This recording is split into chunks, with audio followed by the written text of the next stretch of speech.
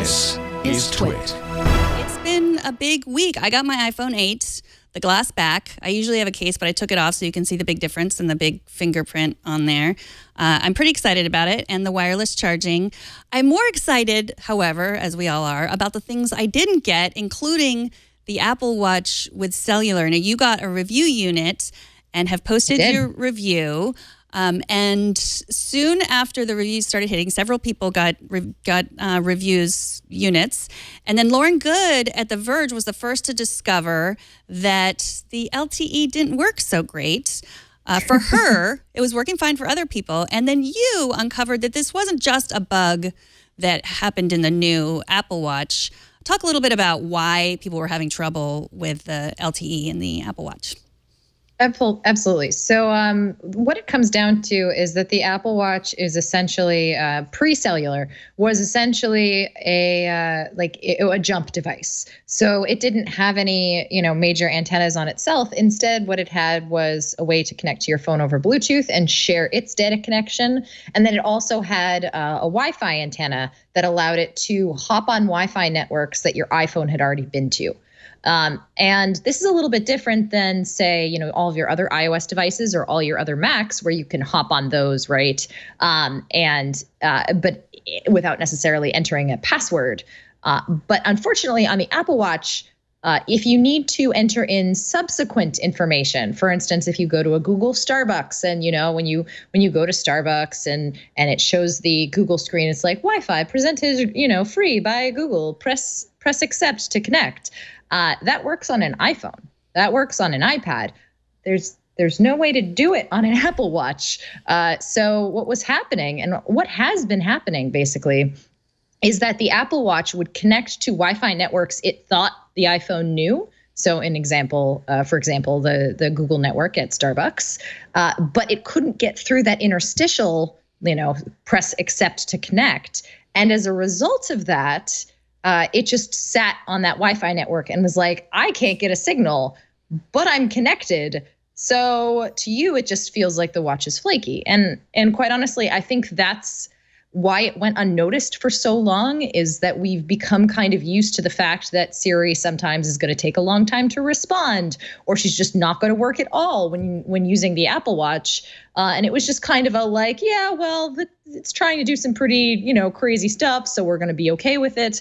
And not actually realizing, oh, hey, this isn't just like the occasional error on the routing part. This is actually a problem with the Apple Watch, and more specifically, the way the Apple Watch handles Wi-Fi networks. So when the LTE model came out, this was kind of put into sharp focus, because the LTE model, to save battery, because it's a very tiny watch with an LTE antenna in the screen, as a result of LTE potentially being a battery hog, Apple's like, well, ideally, your watch is going to prefer an iPhone connection. And if it can't find the iPhone connection, it's going to grab onto a known Wi-Fi network. And if it can't find a Wi-Fi network, then it will hit LTE. So what was happening is the watch would recognize that the iPhone wasn't there. So it was just like, okay, no iPhone. Next step, is there an LTE or is there a Wi-Fi network? And if there was a Wi-Fi network that your iPhone had connected to, it immediately grabbed onto that, even if the Wi-Fi network was, as what we were talking about, in interstitial network, which led to people basically getting disconnected messages on their watch and not actually being able to connect to LTE, despite the fact that they were away from their iPhone. And it was, understandably confusing to folks, including Lauren Good. I know Joanna Stern had a couple of issues. So that's that was a bit of a pain. And Apple did come out and they were like, yep, okay, this is a bug. We're going to fix it as soon as possible. And we really don't have an alternative to what you can do in the meantime, which is, again, a little bit frustrating, especially considering that, Apple Watches have been around. This is the third generation, technically the fourth, if you count Series 1 and 2 as, two distinct models. And Apple didn't fix it in 3 years. So they're a little behind the times on that, which is a little frustrating. But hopefully it will be fixed soon. And what I've been giving kind of as advice to folks is The easiest, or I guess not easiest, but the most direct way to make sure that this doesn't happen is to basically clear out your iCloud Wi-Fi networks for interstitials, so like hotel networks and things like that. Make sure that your iPhone doesn't remember them. But the easiest thing to do if you're having connection issues is I will tap airplane mode on and off on my watch. And oftentimes, if you do that when it's already connected to an interstitial, it'll reboot the whole signal, and it'll be like, okay, never mind. I'm just going to grab LTE instead of this Wi-Fi network. So the old turn it off and turn it back on trick. Pretty much. That is crazy. I mean, imagine how frustrating for someone. How much does the Series 3 with LTE cost? Is it $400? That starts at $399 for the 38 millimeter version. So you've just laid out $400 for a phone, and probably an extra $10 or sometimes even $20 a month on your cell phone for your plan. And you want this feature, and then it doesn't work. Yeah, and I can understand people being very frustrated. And in addition, I should note that I don't think that all of the problems people were having are solely related to this LTE bug. I think a lot of it has to do with the environments that the reviewers who did have problems were testing them in. New York City, for example, is notorious for terrible cell phone signal, and it's gotten a lot better in recent years. But there are still, the hotel that I was staying at for when we did this Apple Watch review. Outside the hotel, I had 3 to 4 bars of service on my iPhone and my Apple Watch. Inside the hotel, I had 2 bars of service on my phone and no bars of service on my Apple Watch. So I don't know if that's a case of the watch antenna just being a little bit weaker because it's smaller and thus, not being able to quite connect so well, or if it's just, it's a networking problem where if you're in a very congested area, the Apple Watch is going to have some regular trouble with that. And again, I go back to my previous tip, turning it off and on again sometimes changes the priority in the queue for grabbing cell signal. But ultimately, that is a problem that we've been having with cellular devices for years. And I unfortunately don't see it going away with a cellular Apple Watch. Well, in one sense, you say like, oh, how frustrating it is to me to be skating through New York City with my AirPods and my Apple Watch, my tiny computer in my hand, and I can't make a phone call. But at the same time, like that, and so yes, that's not ideal. But at the same time, you paid # first world problems. Exactly. Yes, but at the same time, that's what they were promising. That's what you were paying for. So hopefully, they will fix it soon. Yes, I have high hopes for the Wi-Fi bug to be fixed because it really, hopefully, is a simple fix. Just don't let the Apple Watch connect to interstitials, or better, add some kind of interface for the Apple Watch to connect to new Wi-Fi networks so that it can kind of manage that stuff a little bit more autonomously.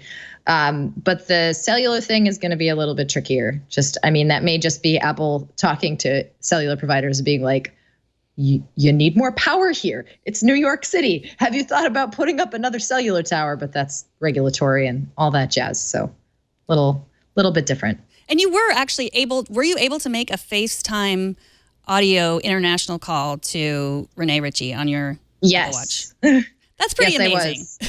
It is pretty amazing, honestly. And granted, he was only about a mile away, but it was still pretty, it was calling an international phone, right? Right. So that's the thing that I was noticing running into, and this is a carrier by carrier limitation, but on AT&T, for example, I wasn't able to send SMS texts when I was away from my phone and my phone was in airplane mode.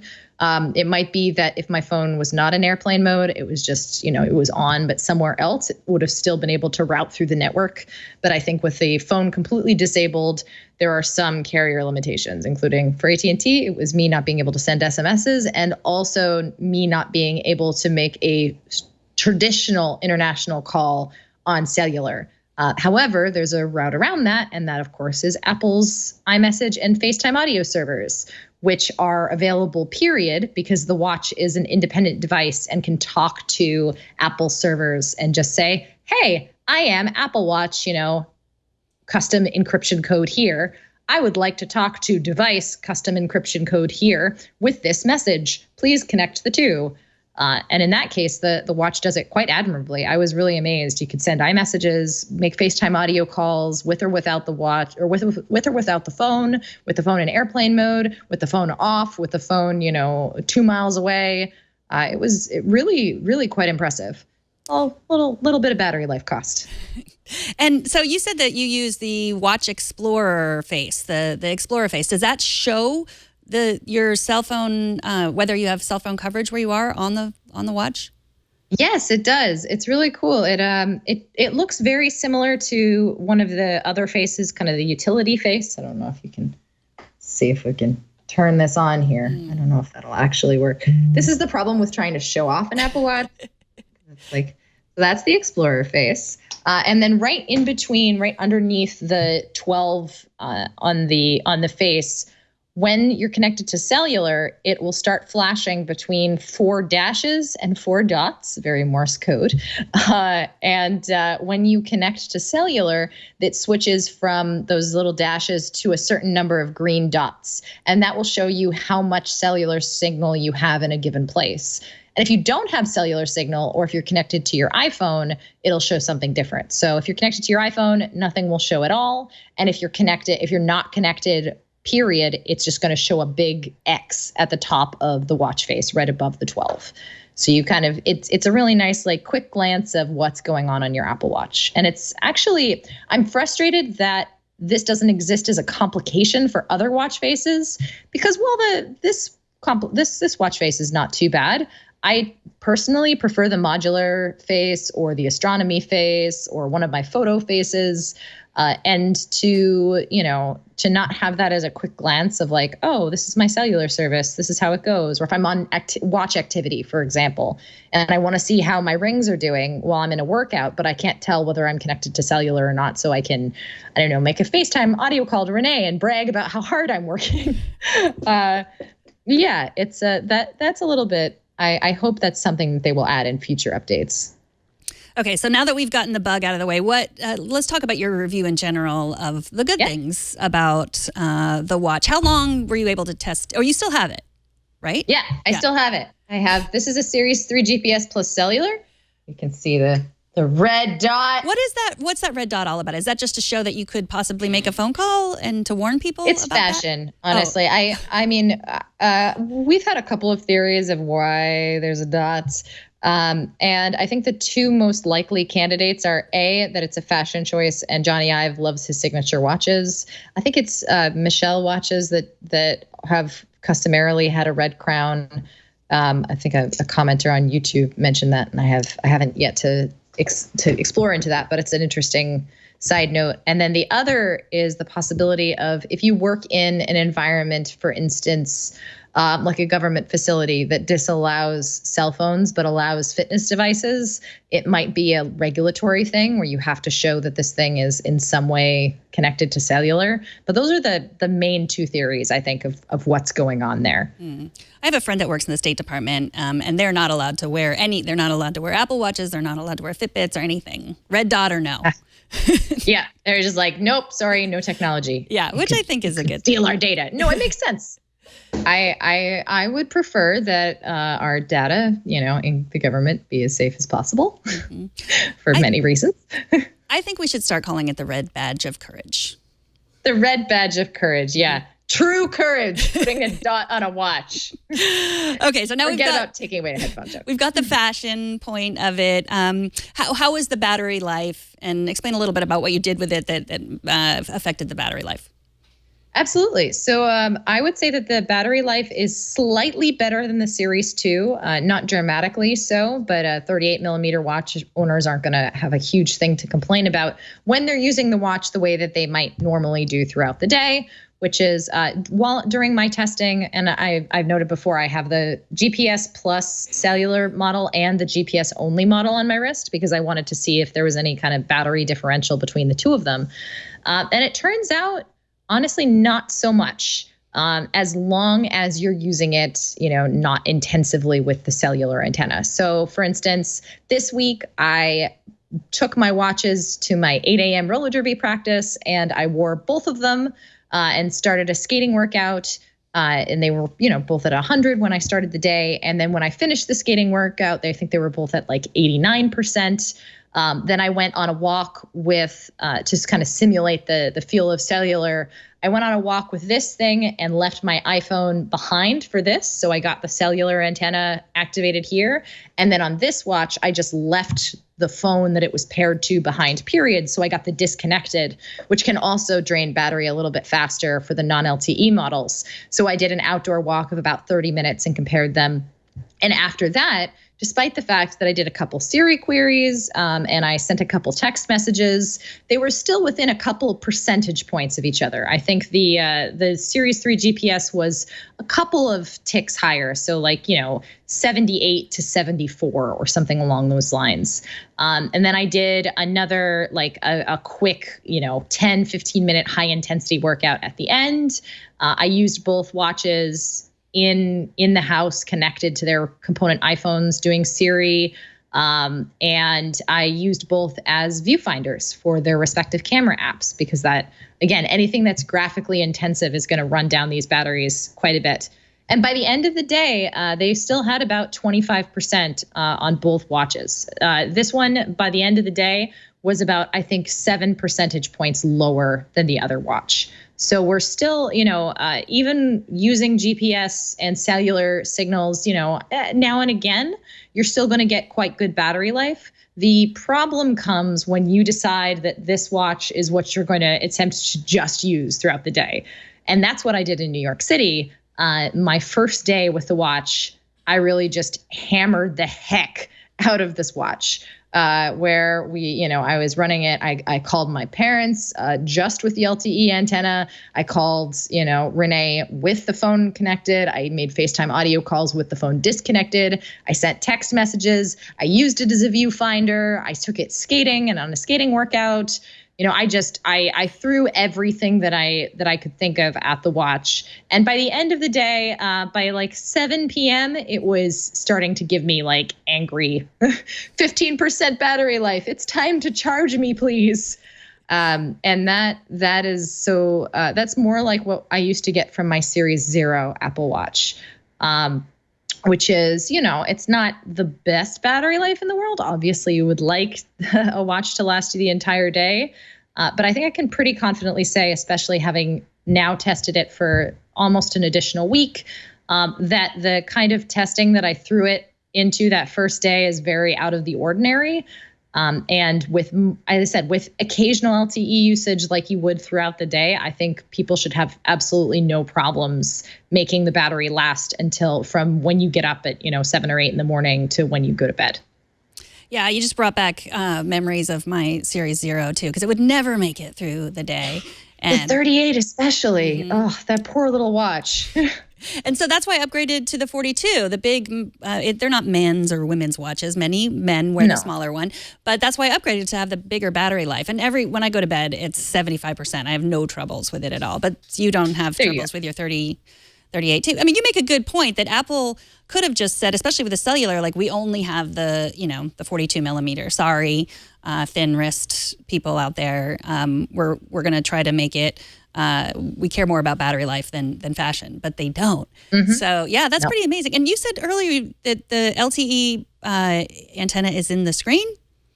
It is. So this is the crazy technology that enabled them to be able to put an LTE antenna in a tiny watch. Is that the antenna is actually built into the underside of the OLED display. So like this here is actually engineered to basically fit right into the screen and use the screen as a bounce so that you can get a stronger signal. It's I am not an engineer, so I am going to leave my discussion or my description at that and encourage you to actually research what Apple has done because it's really fantastic. But those are the kinds of feats and engineering exploits that the other companies are just not thinking about. Apple could have easily wedged an LTE antenna into the 42 millimeter watch casing and not really had to do much extra with it. But because they had to engineer for the 38 as well, they really had to think innovatively about how they were going to manufacture this watch. And because they had that smaller size, They were able to, create something entirely new for LTE signal on a small device, which in turn probably not only, made it an easier, a better connection than what would have been trying to like put it in aluminum and maybe having watch, like the little bands that we get when on previous versions of iPhones. They were able to build it into the glass and probably improved 42 millimeter battery life as a result. It's probably a more efficient design than just taking a stock off the shelf part and wedging it into a tiny case. So, are you going to get one? Yes, I already got one, but I am going to return it for the Nike Plus red band sport loop because that band looks awfully nice in person, and it is currently one of the few red bands that you can buy from Apple. Period. So I think I'm just going to lean that direction. But I will say, this is my review unit. I really do love this gold coloring on the new sort of shade of gold, and it matches the iPhone 8 and 8 Plus shade of gold. I didn't like the Series 2 Apple Watch because I felt it was a little bit too purple. It didn't look great on my wrist. It kind of looked like I was wearing like a tiny Oompa Loompa, a square Oompa Loompa on my wrist. And this one, I really like the fact that it's kind of like this muted differential shade between gold and rose gold. And it goes well with almost everything, which is really, really nice. So that's the only thing kind of holding me back from returning my gold watch and getting that space gray black one with the red band. But I really like the red band.